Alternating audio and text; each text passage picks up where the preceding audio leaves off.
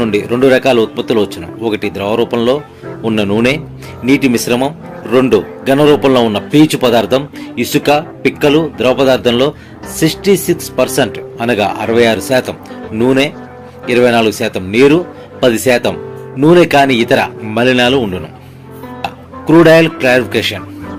Screw press నుండి వచ్చు crude palm oil నుండి మొదటి దశలో వైబ్రేటరీ స్క్రీనర్ ఉపయోగించి క్రూడ్ ఆయిల్లోని పీచు, ఇసుక, పిక్కలను వేరు చేస్తారు. మలి దశలో నిరంతర తీర్చు ట్యాంకులో నీరు, మలినాలు పామాయిల్ నుండి వేరు చేస్తారు. పామాయిల్, నీరు భిన్నమైన సంద్రాలు కలిగి ఉంటాయి. సెటిలింగ్ ట్యాంకులో పైభాగంలో పామాయిల్, అడుగు భాగంలో నీరు, మలినాలు చేరును. తరువాత సెటిల్ అవడానికి అదనంగా కొంత నీరును చేర్చుతారు. సెటిలింగ్ ట్యాంకులోని ఆయిల్ మిశ్రమాన్ని 85 నుంచి 870 డిగ్రీల సెల్సియస్ వరకు వేడి చేయడం జరుగుతుంది.